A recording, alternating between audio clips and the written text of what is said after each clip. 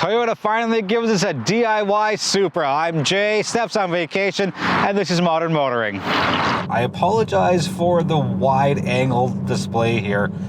It's a pretty cramped front end, and I couldn't get the camera between the rear view mirror and the infotainment, so it's way off in the corner. And in order to get me, as well as the gear selector, which is, I feel, a pretty important part of this review, it's got to be up in the corner. When the Supra came out a few years ago, it was automatic only, and a lot of people were not quite upset about it, but they questioned Toyota and like, well, if you're co-creating this with BMW, and BMW has manual transmissions, and Toyota absolutely has wonderful manual transmissions, why wouldn't you just either take from internally or take from BMW?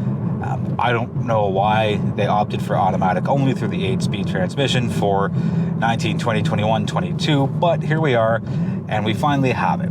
And I think that Toyota was like, well, a lot of people say they want manuals, and we're under this whole big Save the Manual campaign, but no one's really putting down the option sheet selection for manual transmissions. So they're like, well, we're not going to waste all this time and resources, and yes, they have them, but it's got to be tuned, it's got to be matched to this engine in putting a manual transmission in the Supra. So finally, they decided, well, you know what, let's source one from BMW, we'll tune it ourselves, and we think that 25% of Supra buyers will opt for the manual transmission. Well, for all of the 2023 orders in the States, 47% of Supra buyers opted for the manual transmission. So it nearly doubled Toyota's sales projections, and I wonder if Toyota's thinking, hey, we should have done this a little earlier, but can't go back in time. The good news is we have it now. It is the 6-speed, again, sourced from BMW. It's their B58 engine, and it's been tuned by Toyota, and it's one of the much better manual transmissions I've driven in the past couple of years. The gear selector is just notchy enough so you feel every shift, it's very pronounced, and there's a perfect amount of travel on the clutch pedal where it's just so good, and you feel the bite point right away, and the shifts are so smooth and precise. Now, interestingly, Toyota does have their IMT, which is their intelligent manual transmission here. If you pop it in a sport mode, which is a little button just to the left of the gear selector, you can choose, if you go through your settings, to remove the rev matching. So it depends on what you want to do and how not quite wild you want to get with the Supra manual, but whether you're going on a track with it or whether you're just doing regular driving and you like the rev matching or you don't, thankfully Toyota has given us an option to remove it.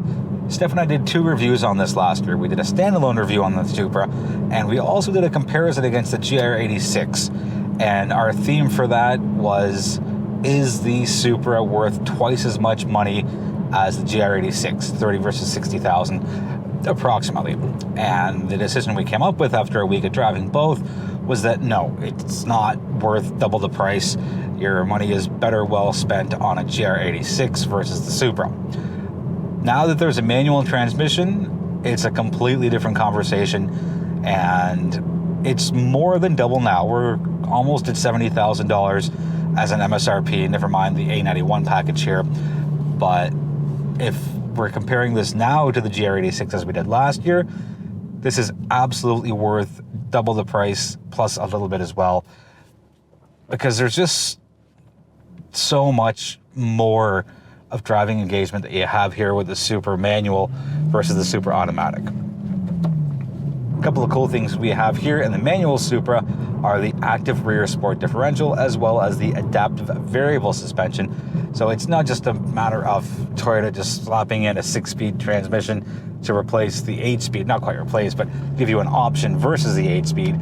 They've really made a substantial difference here as far as the drive feel, and I wonder if it's going to continue with the trend. Now, 2024s are available on the Toyota Canada website. I'm pretty sure they're fully sold out here for the 2023s, and they have a 45th anniversary edition for 2024, and they have the A91 for 2023. Maybe you can get your hands on a 2023 if you, I don't know if you act fast. It's already August. It's been out for almost a year. But all that to say, the manual transmission is so much more engaging. And yes, you lose 0.3 of a second on your 0 to 100 time. It's 4.1 seconds. with the automatic and 4.4 with the manual, but you know what, whatever, it doesn't matter. It's 22 pounds heavier, not a big deal.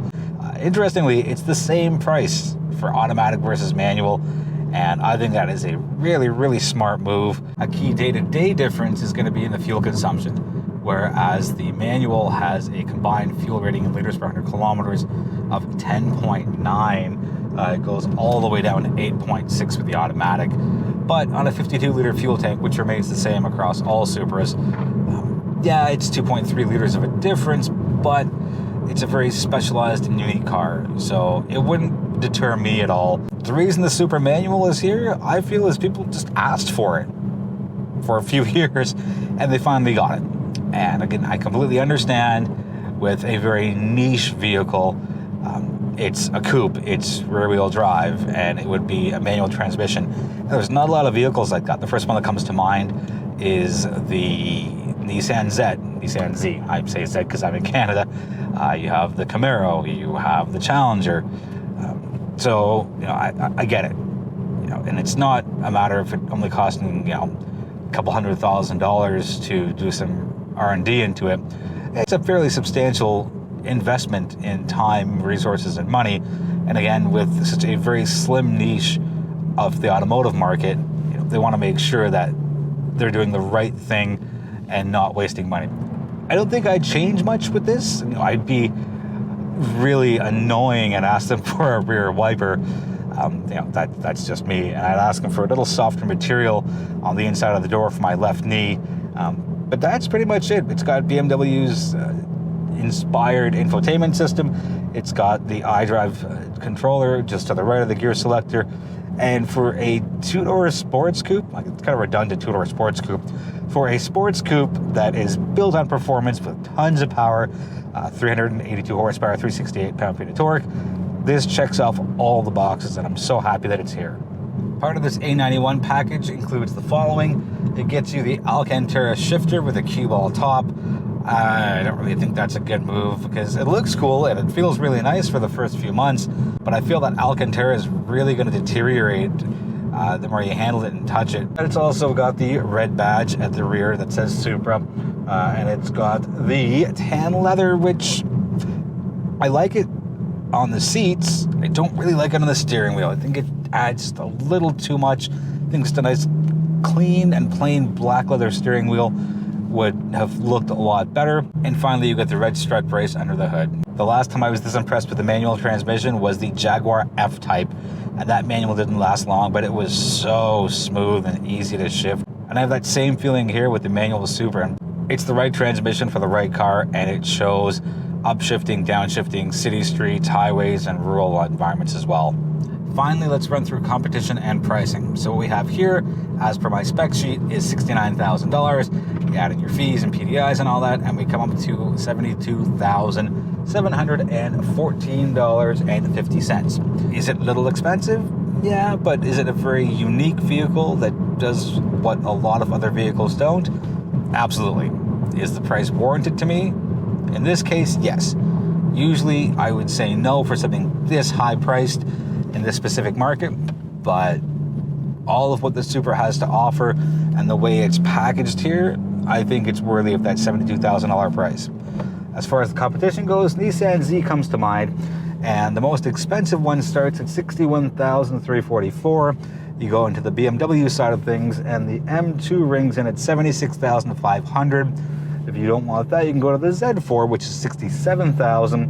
And if you want something a little different, but still the same, there's the M240i, and that comes in at $62,200. So there's not a lot of competition, and I picked those ones. I didn't pick the Challenger, I didn't pick the Camaro, I didn't pick the Mustang. Yes, they also offer rear-wheel drive and a manual transmission, but I feel these ones are the biggest competitors and what'll be cross-shopped against the manual Supra. If you have any questions on the 2023 Toyota Supra manual transmission, let us know in the comments. We are always happy to hear from you and engage in respectful conversation. We invite you to join our social media community. We're pretty big on TikTok, so find us there for some really cool stuff. And please, please, please do subscribe. We're a little over 13,000 now. Hoping to get to 20 by the end of the year. And every subscriber counts, every subscriber helps. So we ask you, we implore you, and we appreciate you for all the support, whether you've been here since day one or whether you're a new subscriber. On behalf of Steph and myself, thank you so much for watching, and we'll see you in the next video.